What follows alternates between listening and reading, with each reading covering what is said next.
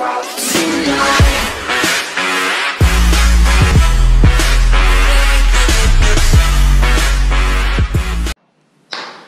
guys, thanks for watching. This is Daisy's Tile Training Center. And listen up, we're going to go over tools today. And certain tools that you're going to need for the job. There's a lot of tools that you do need and you might not think of. So I'm going to go over a bunch of tools and explain why we need these tools. And hopefully this is a great vast of information for you to learn. And like a lot of these tools you might not need off the start, or if you're going to be doing full-time or you're going to be doing quite a bit of jobs, it might be a good idea to get most of these tools. So I'm going to start off with these tools here. First of all, let's just start with this one.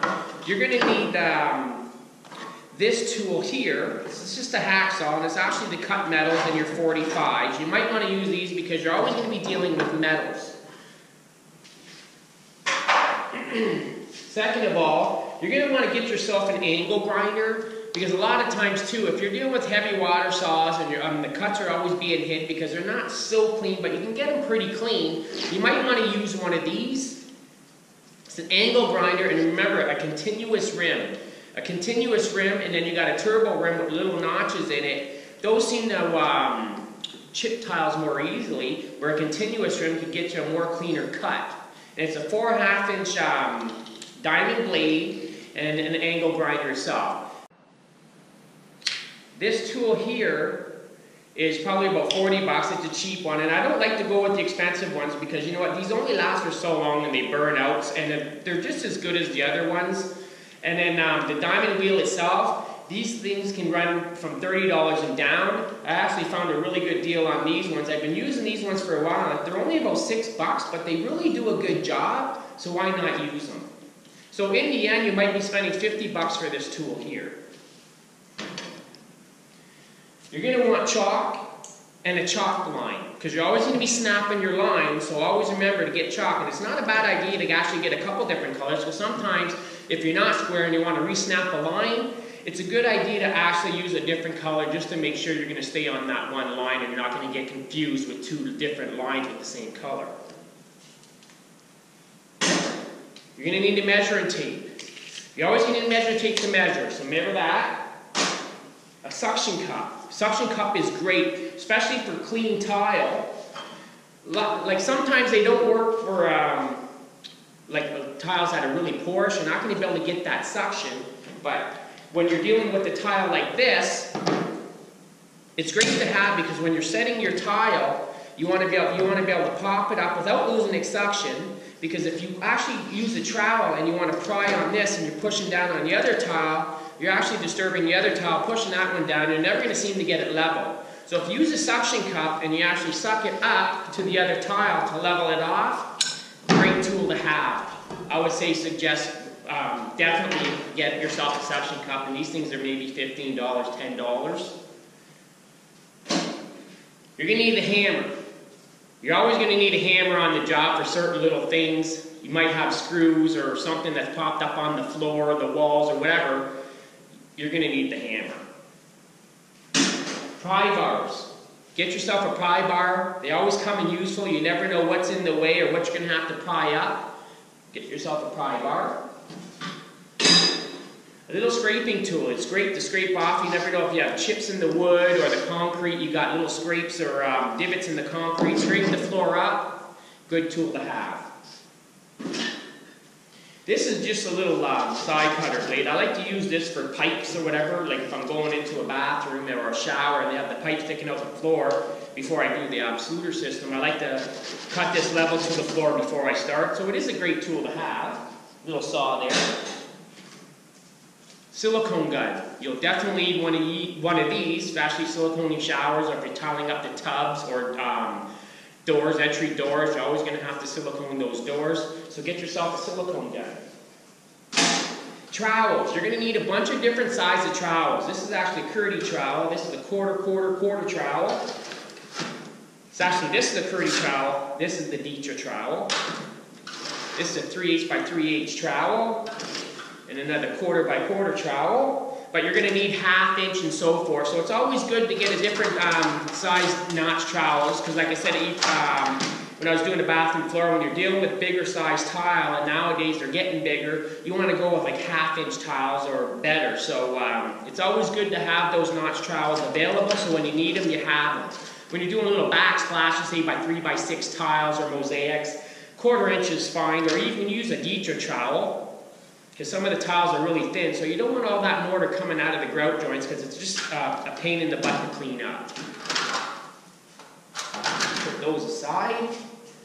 It's not a bad idea to have a drill, especially for backsplashes, if you're unscrewing all the plugs. Dealing with this tool here, it's actually an internal pipe cutter, so when I'm actually doing the Schluter shower system, when I cut the pipe, I got to go 2 1/4 inches down into the pipe, so I cut the pipe around. So I use this, go down 2 1/4 inches, drill through. So it's a great idea to have a drill handy. While I have this in my hand, like I said, it's an internal pipe cutter, so when you have to go down 2/4 inch from the surface of the floor to cut your pipe, you can get your 2/4 inch and cut that pipe out with ease. Nippers. You're always going to need nippers. Sometimes when you crack the tile, or you just got to take a little bit off the edge, you just nip the tile out. So definitely get yourself a pair of nippers. Tin snips. Always good to have tin snips, especially because, like I said, you're always going to be dealing with Schluter or metals, Vanguard metals, or what so forth. You're going to be cutting them on angles. So get yourself a good set of tin snips if you can. I got big ones and small ones, because the small ones are good for little precision cuts, and the big ones are good for cutting on the angles where I can't get the reach with the small angle.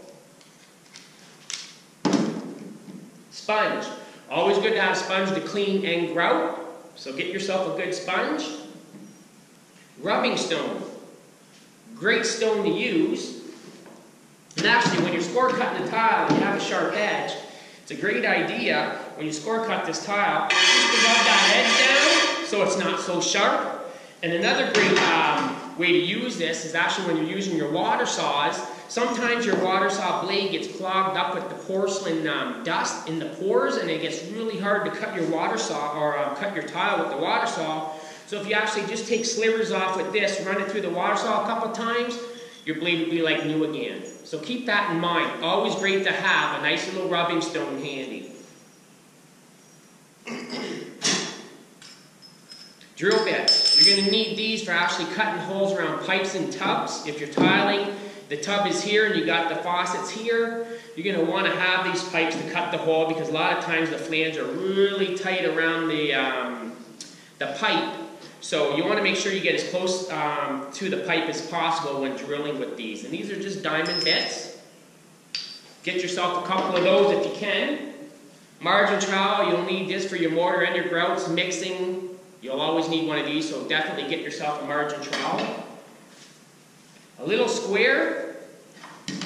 It's always great when you're marking your marks on your tile. Put your square up, measure your mark, and then you have your square edge where you can cut your tile. Great tool to have. Get yourself one of these. Here's another thing, is an angle finder. I call this an angle finder. I forget what actually these are called. It's a sliding T-bevel. So when you're doing stairs or you're dealing with walls that are not a true 45 or a 22.5 or so forth, I always just put this up against the wall or up on the stair, find my angle, tighten it up. Now I have my angle. Now I can copy it to the tile. So when I score it, and then I just make my mark on the tile, so now I have my angle. Great tool to have. I use it a lot, and you'll always find angles that you're going to have troubles with. This will cause and take away all those troubles. So get yourself one of these if you can. Safety glasses. Definitely get yourself a pair of these, especially when using the grinders. Angle grinders, you are going to get some chips, and you don't want to get a chip in the eye, so definitely use safety glasses. Here's a laser level. Just a cheap little laser level, but I find these are great, like especially when you're going around shower walls, and I got 3 shower walls, and I'm coming outside and going around the bathroom, say 4 feet. This is a great tool to have, and it's all I do is just set this up, put the laser on, mark my marks all the way around, and then go across with the level.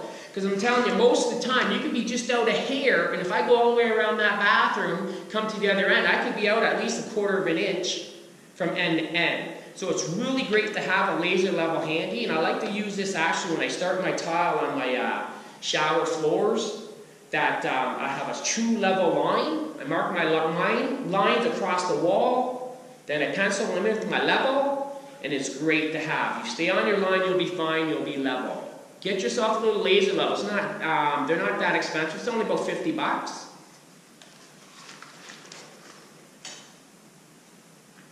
Carborundum rubbing stone.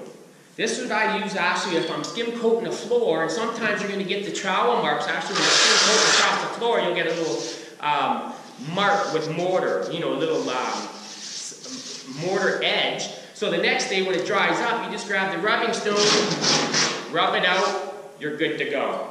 So get yourself one of these. They come in handy a lot, especially when you're doing concrete floors. You're going to get those little edges where it'd be great to have and you wish you had one of these, so get yourself one of these. This is actually a toilet bowl flange. When marking my toilets, my flanges when I'm tiling, I just copy once I get my marks on my tile, I just copy, trace around, makes for a perfect cut around your toilet bowl flange. Great to have one of these too. They're only like maybe 5 bucks. Get yourself one of these because they do come in handy. These are heavy chisels. If you ever come across a job where you have to pop some tile out or a repair job someone's calling you for, it's not your fault, somebody else's fault. It's great to have these chisels, especially with the hammer. You're not going to bang your hand and you can get the tile up a lot easier than using a screwdriver or whatever. So get yourself a couple heavy duty chisels. This is a 5-in-1 tool. I love this tool. It's good for scraping stuff. Using my Curdy or Aqua Defense. I didn't use this when I was doing my shower, but it is a great tool to have. You'll notice that you'll be using this tool a lot. Really love this tool. Try to get yourself one of these too as well. Here, this is I just use this for my glass tile, like for glass mosaics. So sometimes when you're dealing with small mosaics, this is just a little carbide wheel. You just score that mosaic, put it in here, crack it, cracks beautiful. So if you can, get yourself one of these. It's just a little glass cutter. Perfect tool to have. You might want some pliers. You never know when you need them. Screwdrivers. All kinds of screwdrivers. You're going to want these, like I said, for backsplashes, dealing with plugs. You're going to get your Roberts, Phillips, flatheads. You're going to need these. So have a few in your bag because you never know when you're going to need to pull them out. You'll always be using them. A little grout remover tool. Great tool to have just in case, say if you had mortar coming up in a grout joint when you're grouting, you could just scratch that mortar out, scratch the grout out, whatever it is, use this tool. If you're repairing a tile, you want to get the grout out before you pop it, use this tool. It scratches out the grout nicely before you start popping tile. Just another little chisel I like to keep handy in my bag. You never know when you need it. I got it. Now we're going to go with the bigger stuff here. This tool is an osculating tool. This is great for door jambs and door trims. So when I want to put the tile underneath the trim, I use this tool here. And usually, if I have one in here, these blades here really come in handy. You just replace this, put this one on, and it cuts the door trim and the door jambs nicely so you can slide the tile underneath. Osculating tool. Great tool to have. You should get yourself one of these.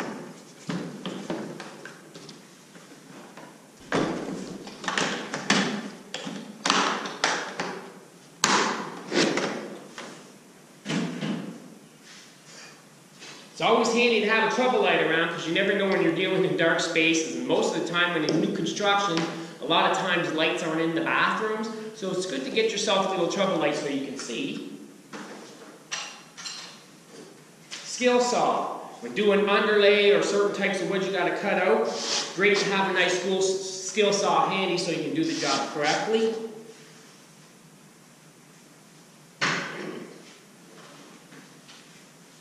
Good set of knee pads. Don't want to have your knee sore when you go home or when you're done the job. Get a good set of knee pads. Here, this is my underlay screw gun. Quick Walt Makita, whatever. It's probably about 450 bucks. Great tool to use when doing underlay. It's going to save you a lot of time, save your back, your knees, and stress. And the certain screws that you want to use, is these are actually underlay screws. And right here, it's actually 1¼ inch underlay screws, and they're quick drive screws. And it's actually a fine coarse thread and a thick, heavy coarse thread here. You just stick it in the tool, and off you go, and it countersinks it beautiful. So these are the screws you want to use for underlay. You don't want to use drywall screws or wood screws. You want to use this screw, so when you screw down with this screw, you can actually screw it through the floor. It's going to hold your floor really tight. So keep in mind, put this out here so you can get a good look at this. You can get these in a lot of places. So if you're buying this screw gun, it's just a quick drive screw gun, underlay screw gun. Ask about these screws as well. It's nice to have a couple box handy because you never know when you're going to be doing a subfloor. Or if you're doing your own project, it's great to have.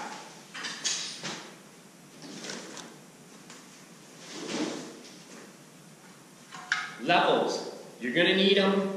Get them. Get a 2-footer, 4-footer, because when you're dealing with small bathrooms, you're never going to get this baby in a 4-footer, or sorry, in a 3-foot.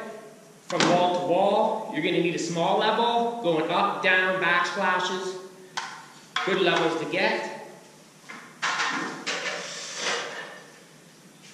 Score cutters. They come in different sizes. You can get some at Home Depot, other ones, some cheaper brands. The cheaper brands are good if you're actually going to do the odd job here and there. You don't need to get yourself an expensive score cutter. This one probably runs about $4.50.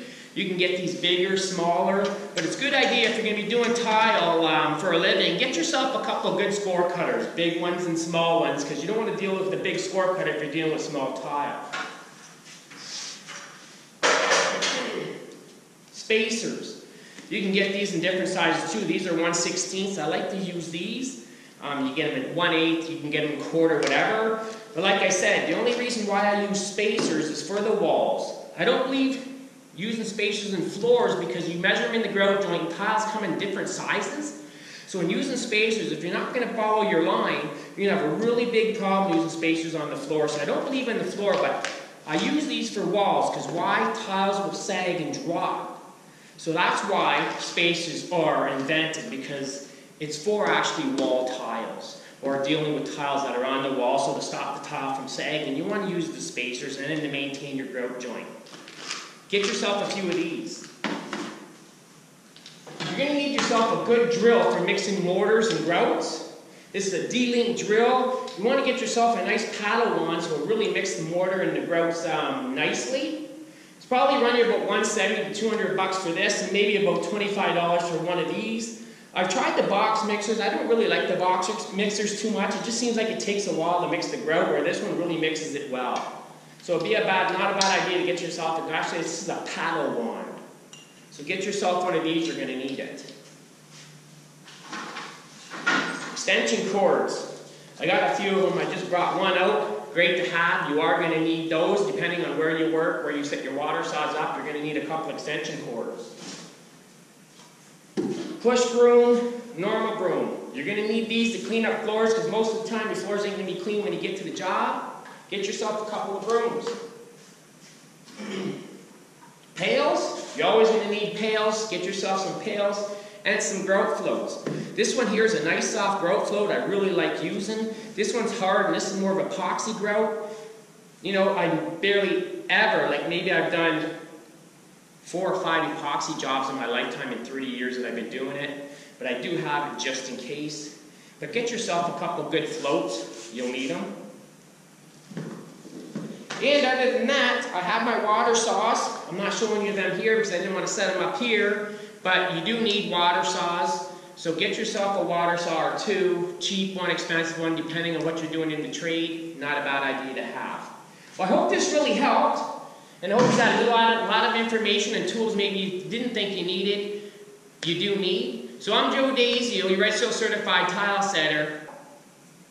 Right on. I hope you like this video and move on to the next one. See you later.